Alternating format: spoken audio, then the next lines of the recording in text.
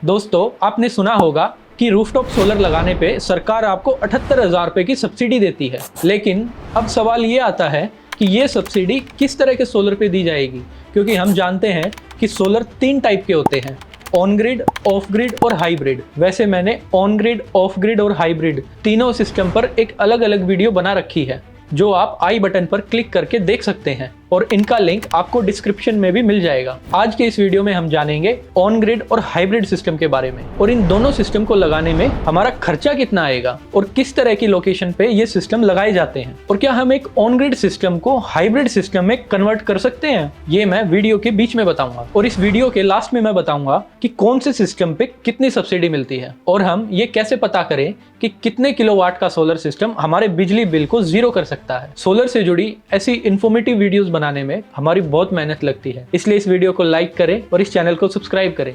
कर दिया सब्सक्राइब? तो चलिए शुरू करते हैं। सबसे पहले बात करते हैं एक ऑन ग्रिड सोलर सिस्टम के बारे में।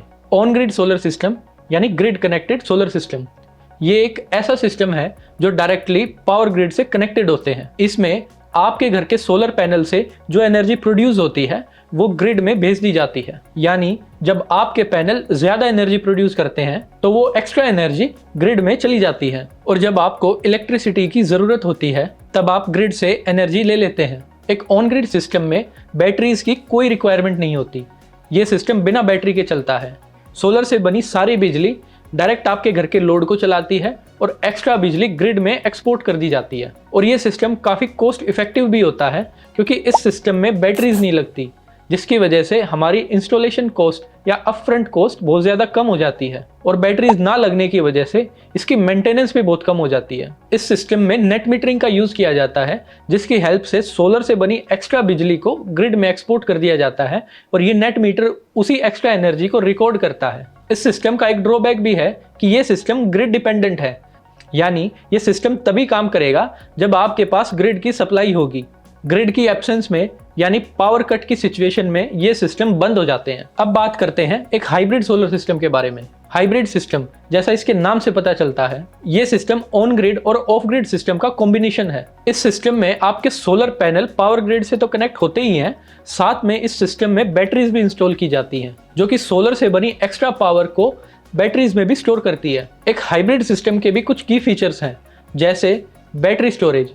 इस सिस्टम में बैटरीज लगाई जाती हैं जो कि सोलर से बनी एक्स्ट्रा पावर को बैटरीज में स्टोर भी कर सकती है और बैटरीज की एनर्जी को ग्रिड में भी एक्सपोर्ट कर सकती है। ये सारी फंक्शनैलिटी ऑफर करता है आपका हाइब्रिड इन्वर्टर। इस सिस्टम का दूसरा की फीचर है इसकी फ्लेक्सिबिलिटी ऑफ यूजेज। आप एनर्जी को अपनी रिक्वायरमेंट के अकॉर्डिंग यूज कर सकते हैं, चाहे वो ग्रिड से हो या बैटरी से। इसका तीसरा की फीचर है इसका नेट मीटरिंग ऑप्शन, यानी इस सिस्टम में अगर आपको किसी वजह से नेट मीटर नहीं भी मिल पा रहा है तो जब तक आपको ये नेट मीटर नहीं मिलता आप इस सिस्टम को ऑफ ग्रिड की तरह भी यूज कर सकते हैं। और इस सिस्टम का एक ड्रॉबैक है कि इसमें आपको हायर इनिशियल कॉस्ट पे करनी पड़ती है, क्योंकि इस सिस्टम में जो इन्वर्टर यूज किया जाता है वो आज के समय में काफ़ी ज़्यादा कॉस्टली है और बैटरीज की वजह से इस सिस्टम की कॉस्ट बढ़ जाती है। अब बात करते हैं सोलर सब्सिडी की।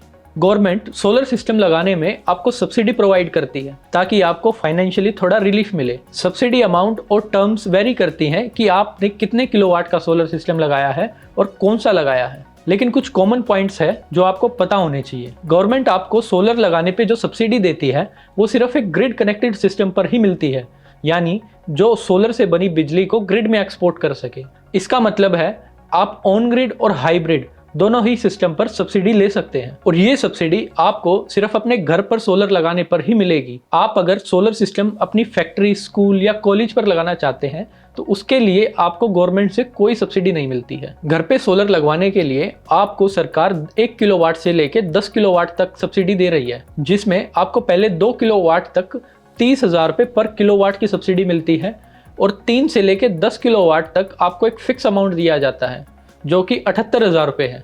और सबसे इम्पोर्टेंट बात जो आपको ध्यान रखनी है कि आप जब भी अपना सोलर सिस्टम लगवाएं तो आपको ये सिस्टम गवर्नमेंट से अप्रूव्ड वेंडर से ही इंस्टॉल कराना पड़ेगा, नहीं तो आपको ये सब्सिडी नहीं मिल पाएगी। ये सब्सिडी आपके सोलर सिस्टम की नेट मीटरिंग के 30 दिन के बाद आपके अकाउंट में डायरेक्ट क्रेडिट कर दी जाती है। अब मैं आपको बताता हूं कि एक ऑन ग्रिड सिस्टम किसे लगवाना चाहिए और एक हाइब्रिड सिस्टम किसे लगवाना चाहिए। दोस्तों, एक ऑन ग्रिड सिस्टम वहीं पर प्रेफरेबल होता है जहां पर आपके पास पावर कट्स की कोई मेजर इशू नहीं है। आपका सोलर लगवाने का मेन कंसर्न है कि आपका बिजली का बिल कम हो सके। पावर कट की वजह से आपको कोई ज्यादा इशू नहीं होता है। एक ऑन ग्रिड सिस्टम तभी काम करता है जब आपके पास ग्रिड की सप्लाई हो, इसलिए एक ऑन ग्रिड सिस्टम उसे ही लगवाना चाहिए जिसे पावर बैकअप की कोई रिक्वायरमेंट नहीं है और उसे अपने बिजली का बिल ही कम करना है। वहीं बात करें हम एक हाइब्रिड सिस्टम की, तो ये सिस्टम हमें बैकअप तो प्रोवाइड करता ही है, साथ में एक्स्ट्रा एनर्जी को ग्रिड में भी एक्सपोर्ट करता है। इसका मतलब ये सिस्टम उन लोगों के लिए प्रेफरेबल है जो लोग अपना बिजली का बिल के साथ साथ एक बैकअप भी चाहते हैं, यानी जिन्हें 24/7 अनइंटरप्टेड पावर सप्लाई की रिक्वायरमेंट हो, क्योंकि ये सिस्टम ग्रिड की एब्सेंस में एक ऑफ ग्रिड सिस्टम की तरह काम करता है। वहीं जब आपके पास ग्रिड की अवेलेबिलिटी होती है तो उस सिस्टम में ये ऑन ग्रिड सिस्टम की तरह बिहेव करता है। अब इन दोनों सिस्टम में जो मेन कंसर्न पॉइंट आता है वो आता है इसकी प्राइसिंग का। एक ऑन ग्रिड सिस्टम की कॉस्ट एक हाइब्रिड सिस्टम के कंपैरिजन में लगभग आधी होती है। इसका मतलब अगर आपको एक 5 किलोवाट ऑन ग्रिड सिस्टम लगवाने के लिए आपको 3 लाख रुपए का खर्चा आ रहा है, तो वहीं अगर हम बात करें एक हाइब्रिड सिस्टम की, ये लगभग आपको 5 से 6 लाख रुपए तक का पड़ सकता है। अब एक सोलर सिस्टम लगवाते वक्त अब ये कैसे पता करें कि आपको कितने किलोवाट सोलर सिस्टम की रिक्वायरमेंट है। दोस्तों, 1 किलोवाट सोलर सिस्टम एक दिन में लगभग 4 से 5 यूनिट की प्रोडक्शन देता है। इस हिसाब से अगर हम बात करें एक ऑन ग्रिड सिस्टम के लिए,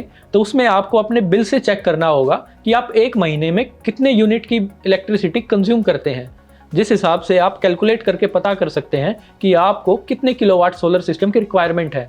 वहीं बात करें हम एक हाइब्रिड सोलर सिस्टम की, तो ये डिपेंड करता है कि आपकी एक यूनिट कंजप्शन कितनी है और आपको उस सिस्टम से लोड कितना चलाना है। अब इस सिस्टम में एक पॉइंट एडिशनल ऐड हो जाता है कि आपको ये भी पता होना चाहिए कि इस सिस्टम से आपको लोड कितना चलाना है, क्योंकि एक हाइब्रिड सिस्टम ग्रिड की एब्सेंस में ऑफ ग्रिड सिस्टम की तरह काम करता है। और अगर आप इस सिस्टम को अपने बिना लोड कैलकुलेशन के लगाते हैं तो ये सिस्टम आपका टोटली फ्लॉप हो सकता है। यानी अगर आपने इस सिस्टम को अंडर कैपेसिटी लगाया तो ये सिस्टम आपका हमेशा ओवरलोड की सिचुएशन में रहेगा।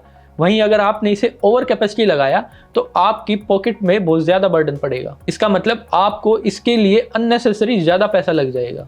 इसलिए एक हाइब्रिड सिस्टम लगवाते वक्त आपको ये 2 बातें हमेशा ध्यान रखनी है कि आपकी मंथली कंजप्शन कितनी है और आपको रियल टाइम में लोड कितना चलाना है। जैसे मैंने वीडियो के स्टार्टिंग में आपको बताया था कि क्या हम एक ऑन ग्रिड सिस्टम को हाइब्रिड सिस्टम में कन्वर्ट कर सकते हैं।